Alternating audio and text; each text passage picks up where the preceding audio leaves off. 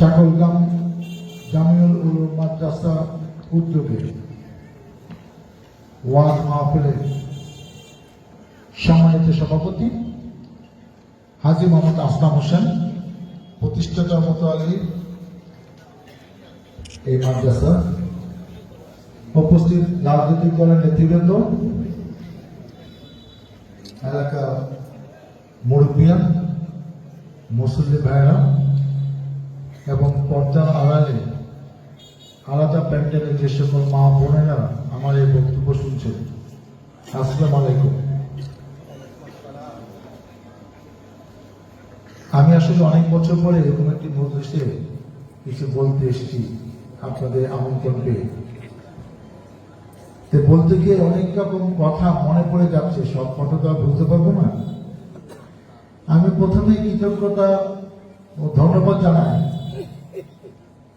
যে বৈষম্য বিরোধী ছাত্র আন্দোলনে যাদের রক্তে বদলতে আজকে আমরা এখানে দাঁড়িয়ে কিছু বলার সুযোগ পাচ্ছি এবং আপনারাও বসে শান্তিতে ওয়াজ শুনতে পারছেন যে এই ওয়াজটা পুলিশ এসে ভেঙে দেবে না, কিংবা এখানে আইন শৃঙ্খলা বাহিনী এসে কোনো তাণ্ডব করবে না।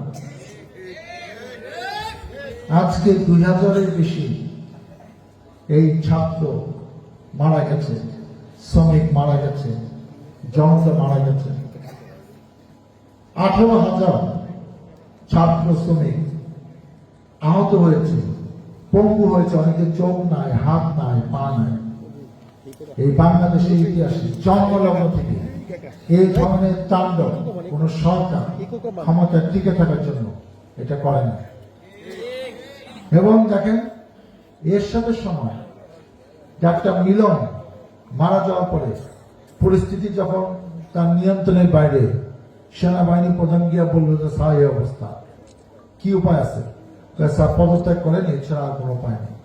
সে কিন্তু পদত্যাগ করে দেশে ছিলেন, আর এই দানব জালিম স্বৈরাচারী ফ্যাসিস্ট প্রধানমন্ত্রী সে কিন্তু পদত্যাগ করে দেশে থাকতে পারে না। কারণ সে জানে যে আমি হাজার হাজার মানুষকে মারছি। আজকে কি অপরাধ ছিল ছাত্রদের? বৈষম্যের আন্দোলন, সে আন্দোলন তার এক দফায় পরিণত হলো তার পদত্যাগ দাবি, এর জন্য গুলি করে মারতে হবে। আজকে এই ছাত্ররা একসময় আমার মতো ডাক্তার হইতো, ইঞ্জিনিয়ার হইতো, সচিব হইতো, শিক্ষক হইতো, অ্যাডভোকেট হইতো, ব্যবসায়ী হইতো, রাজনীতিবিদ হইতো। আপনি তাদের মাইরা ফেললেন।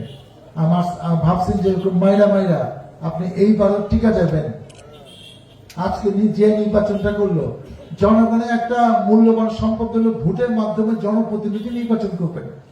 আপনি কিন্তু 2008 সালে যে নির্বাচন হইল, বিএনপি 30টা সিট পাওয়ার দল। 2018 সালে নির্বাচন হইল, দিনের ভোট রাখতে হইল, বিএনপি 7টা এমপি হওয়ার দল। আপনি এইভাবে করে জনগণের অধিকার নিয়ে নেবেন। আপনার একজন কর্মচারী, সে 400 কোটি টাকা মালিক, আপনি নিজে বলছেন, নিজের বয়ানে বলতে বলতে হাসতেছেন। আপনার লজ্জা করেন, এই টাকাটা কার? কার বাপের টাকা? একটা কর্মচারী 400 কোটি টাকা। আরে বাবা, একের পরে কয়টা শূন্য, এটাও অনেকে আমাদের লিখতে এখনো ভুল হইব। আর 400 কোটি টাকা, 1000 টাকা, অনেক ব্যাংকের টাকা আপনি দেশের বাইরে পাচার করে দিচ্ছেন। এ সালামের টাকা কোথায় গেছে কেউ জানে না। এই টাকাগুলো নিয়ে এই দেশটাকে এরকম পর্যায়ে না, কি দরকার ছিল? আপনি বলেন। এই যে আগে আমাদের সময় কি ছিল? আমি তো 2 বা 10 বছর এমপি ছিলাম। যে মসজিদে জমি দান করছে, যে পরিবারে অবদান আছে, যার বাড়ির পাশে মসজিদ, যে 5 ওয়াক্ত নামাজ পড়ে, যে মসজিদে তৈরি করার সময় অনেক অবদান আছে, টাকা পয়সা দিচ্ছে, জমি দিচ্ছে, তারা কিন্তু আপনার সভাপতি বানাইতেন, তারা কিন্তু দায়িত্ব দিতেন। আওয়ামী লীগ এসে কি নিয়ম বানাইলো যে ওইসব বুঝি না, আমার আপা ক্ষমতায় আমরা সভাপতি হইতে হবে। যে নামাজ পড়তে পারে না, নামাজ জানে না, 5 ওয়াক্ত নামাজ পড়ে না, অন্য জায়গার থেকে ধরে আইনা কিছু দিয়ে মসজিদের সভাপতি হয়। নামাজ পড়তে হবে না, মসজিদ ফান্ডে কিছু টাকা আছে, টাকাগুলো খেতে পারবে। আল্লাহ গম মসজিদের টাকা যারা মাইনা দিচ্ছে তাদের বিচার কিন্তু শুরু হয় নাই। অপেক্ষা করেন, এরা কিন্তু শান্তিতে ঘুমাইতেও পারতেছে না, আপনারা জানেন না। অপেক্ষা করেন। যে 2 কলম লিখতে পারে না, সে স্কুল কলেজের সভাপতি হয়েছে। মাদ্রাসার সভাপতি হয়েছে। এইসব প্রতিষ্ঠানগুলা যে ক্ষতি করে গেছেন, এই ক্ষতি কিন্তু সহজে যাবে না, ক্ষতিটা দেশে হয়েছে। আপনারা যে মাতবরি করছেন, মানুষ মারছেন, আয়না ঘর বানাইছেন, 8 বছর 10 বছর লেগে একই জন্য ধরে নিছেন। আপনারা নিয়ম করেন জানেন কিনা, যে যাদেরকে গুম করছেন, যাদেরকে বিএনপির নামে আপনি খুন করছেন, তাদের পরিবারের লাশ পাওয়া যায়নি। আপনি নিয়মটা আমি বলতেছি, আপনি যতক্ষণ অফিসিয়ালি ডেথ সার্টিফিকেট না হবে, আপনার সয় সম্পত্তি হিসাবও কিন্তু মিলবে না। এই সম্পত্তি অনেক জায়গায় বেচতেও পারবেন না, কারণ আপনার বাবা মারা গেছে, প্রমাণ কি? আপনি তো কোনো প্রমাণ দেখাতে পারবেন না। তার তো লাশ নাই, কোনো ডেথ সার্টিফিকেট নেই। কে ডেথ সার্টিফিকেট দিবে? কেউ কি দেখছে তার লাশ পাইছে? এই যে একটা জটিলতা আপনি করে গেলেন, অনেকে গুম করে তুলে নিয়ে মেরে ফেললেন, তার চিহ্ন নাই। অনেক পরিবার তো আশায় আছে যে আমার বাবা আমার স্বামী কি ফিরে আসবে, আসতে হতে পারে। অনেক অলৌকিক ঘটনা তো আমরা শুনি, কিন্তু সে তো তার লাশ পায় নাই। একটা মানুষের মৃত মানুষের লাশ পেলে ওই এলাকা, ওই পরিবার সবাই বুঝে যে এই মানুষটা মারা গেছে। যার লাশ পাওয়া যায়নি সেই পরিবার আশা নিয়ে থাকতেই পারে। এই যে কাজগুলা করছেন, আপনার ছাত্রলীগ, আপনার যুবলীগ, আপনার আওয়ামী লীগ, স্বেচ্ছাসেবক লীগ, আপনার র্যাব, পুলিশ, এসবিটিভি, কি সাজানো গোছানো বাগানে আপনি সুন্দর করে পয়সা টাকা সুন্দর সুন্দর হাইসা হাইসা মানে তুচ্ছ তাচ্ছিল্য করে আমাদের নেত্রীকে নিয়ে যেসব কথাবার্তা বলতেন, আল্লাহ মুচকি মুচকি হাসত। তাকে একটা মিথ্যা মামলা, কিসের 2 কোটি টাকা, সেই 2 কোটি টাকা ইন্টারেস্ট হয়ে 6 কোটি টাকা ব্যাংকে আছে।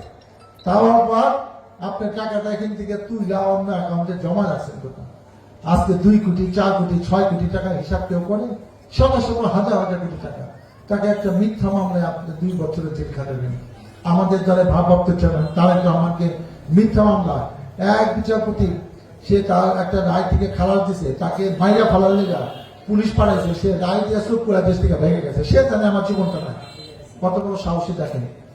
সে এখন দেশে আসতে পারে না, এইসব জুলুম অত্যাচার করে। হ্যাঁ, আপনি হয়তো 15 বছর 16 বছর ছিলেন, কিন্তু আপনি যে দৃষ্টান্তটা স্থাপন করে গেলেন, আপনি দেখেন লক্ষণ সেনের পরে কোন রাজা বাদশাহ রাষ্ট্রপ্রধান বাংলাদেশে এই পলায় যায় না।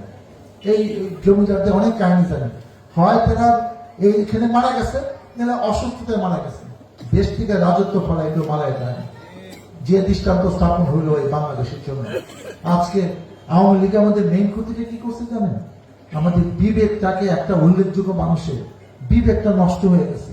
আমরা লেখাপড়া শিখছি ভালো মন্দ বোঝার জন্য, এটা বলা যায় না, এটা করা যায় না, এটা বলতে হবে, এটা করতে হবে। আওয়ামী লীগের কোনো নেতা কর্মীর কোনো অনুশোচনা নাই, তারা এতগুলা মানুষ মারছে, সেইটারই সাফা গায়।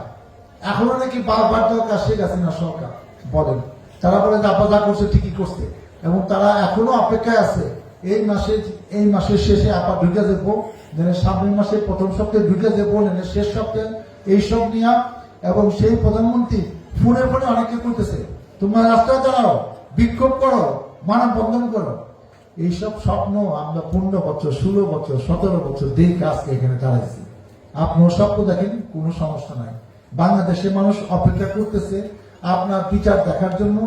আপনার দলের লোককে সামনে নির্বাচনে যে কি সুন্দর সুন্দর ভোট দিবে, কত ভোট দিবে, এগুলোর জন্য জনগণ আজকে 20 বছর ধরে ভোট দিতে পারে না। জনগণ অপেক্ষায় আছে, আপনারা এসে মাঠে নামেন। আপনারা এত জনপ্রিয়, আপনারা সে পড়াইছেন কেন? আপনি পড়াইছেন, আপনার সমস্ত এমপি মন্ত্রী সব পড়াই গেছে। পৃথিবীর ইতিহাসে এরকম দেশ, এরকম ঘটনা আমরা শুনি না যে একটা দেশের সরকার প্রথমে পতন হলে সব এমপি 300 সিদ্ধা পড়ে যায়।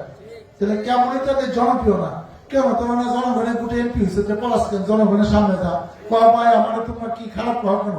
আমি তো মনে কত কিছু করছি, করছো 2 টাকা, নিচ্ছ 10 টাকা, এটা সবাই জানে। এই টাকা পয়সা হিসাব দিতে হবে না। অতএব এটা আমাদের জন্য শিক্ষা হলো যে যে যেরকম করবে তার কিন্তু পতন, তার শিক্ষা, তার বিচার সেরকম হবে। আমরা এতদিন ভাবতাম আন্দোলন সংগ্রাম করে আমরা অনেক সময় পালায় থাকতাম, পালায় থেকে নামাজটা বাদ দিতাম না, আল্লাহ কাছে কান্নাকাটি করতাম, আল্লাহ এই জালিম সরকার তুমি নিবা না, আর কতদিন, আর তো পারি না, অসহ্য হয়ে যাচ্ছে, অনেক মানুষ মেরে ফেলছে, একে আর সময় দেয় না, আল্লাহ একটা কিছু করো। আমরা না পারি আল্লাহর কাছে ফরিয়াদ করতাম। আপনারা অনেকে করছেন, কারণ অনেকে বাবা মা জানাজা যেতে পারেন না, তাদের ঠিক মতো চিকিৎসা করতে পারে না, অনেকে বাসায় এসে মাকে একটু দেখতে, মা অসুস্থ, ঠাস করে পুলিশ ধরে নিছে। কেন আওয়ামী লীগের লোক আবার খোঁজ খবর রাখতে ওই আশেপাশে মুদি দোকান যারা হইলো সোর্স, পুলিশে কইছে যে এই যে বিএনপি নেতা গেল, তো এইভাবে ধরে নিছে। তার 3 মাস জেলের মধ্যে মা মরে গেছে। এসব অনেক কাহিনী কোনো শেষ নাই। যেসব করে আল্লাহ দেখেন এমন বিচার দেখাই দিল যে অনেক অত্যাচার করছো, এখন তুমি দেশ থেকে যাও। এবং আল্লাহ কিন্তু ব্যবস্থাটা নিল। এখন সে করছে, এখন শেখ হাসিনা নামে মাত্র 356টা মামলা, আরো মামলা হবে, যে 1000 মামলাটা হবে। 10 বছর, 20 বছর, 30 বছর জেল হবে, ফাঁসি হবে। এখন যে ট্রাইব্যুনাল সে বানায় গেছিল, সেই ট্রাইব্যুনাল দিয়ে বিচার হবে। যে পুলিশ বিএনপি কে ধরতো, আল্লাহ কি লীলা খেলা দেখেন, সেই পুলিশই কিন্তু এখন আওয়ামী লীগকে ধরতেছে। ক্ষমতা কি জিনিস? অত ক্ষমতা দেখাইতে হয় না, এত নিয়ম বানাইতে হয় না। কোন সভ্য দেশে মামলা ছাড়া কাউকে অ্যারেস্ট করা যায় না। বাংলাদেশে নিজে নিয়ম আছে যে মামলা ছাড়া অ্যারেস্ট করতে পারবে। পুলিশের বিশাল ক্ষমতা, ঠিক আছে, বিশাল ক্ষমতা আছে। ক্ষমতাটা আর কিছুদিন থাক, আওয়ামী লীগের যে কোটা সেগুলো ধরে জেলে টেলে পড়লে তারপর ক্ষমতাটা চেঞ্জ হবো। এই আগে আমাদের চেঞ্জ করা দরকার নেই। তো এত সুন্দর সুন্দর নিয়ম কানুন, এত বিজ্ঞ প্রধানমন্ত্রী, তো কথার দ্বারা আমাদের দেশে থাকতে পারি না। তুই বক্তৃতা দিলে খালি বিএনপি নেতা না, আমাদের নেত্রী তারেক রহমান আমগো খালি গালি গালাজ দিস, আর কিছু ভালো কথা তো জানাস না। সেই পরিণতি কিন্তু আমরা দেখলাম। এখন এই দেশটা কিন্তু আমার আপনার সকলে। আজকে দেখেন এই যে মিজানুর রহমান আজাদী, সে কিন্তু ওয়াজ করতে পারেনি, 20 সালে থেকে মালয়েশিয়া পাঠিয়ে দিছে। আমরা যে কদিন আগে এখন যে ওয়াজ মাহফিলের মানে সেই তারিখ মনোয়ার 5 বছর 14 থেকে 19 সাল পর্যন্ত বাংলাদেশে থেকে থাকতে পারে, লন্ডনে থাকতে। যে লোকগুলা ওয়াজ করলে আপনার মনটা দুর্বল হবে, আপনি অনেক কিছু জানতে পারবেন, শিখতে পারবেন। রাত 12টা 1টা আমি টেঙ্গুরি মাঠে শিমুলিয়া একজন তারেক মনোয়ার সাহেবের সাথে ওয়াজ করতে গেলাম। 4-5 লোক বসে হয়েছে, রাত বাজে 2টা। আরো বলেন হুজুর, আরো বলেন।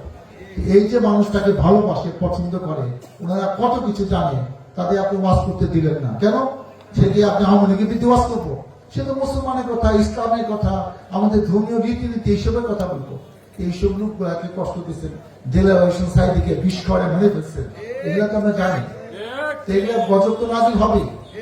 যারা এত কিছু করছে, যাদের হাত দিয়ে হাজার হাজার হিন্দু মুসলমান হয়েছে, আপনি তাদেরকে আপনি রাজনৈতিক ভাবে হত্যা করলেন, তো সেটা বিচার আল্লাহ করবে না? এবং সেই বিচারের আওতায় আপনারা এখন আসেন।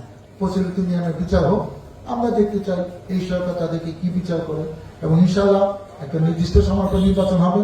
আমরা আশা করে আছি জনগণ যদি ভোট দেন, তাহলে ইনশাআল্লাহ আগামীতে বিএনপি ক্ষমতায় আসবে। আমরাও চাই আওয়ামী লীগ যে পথে হাসছে, এটা যেন আমরা না করি।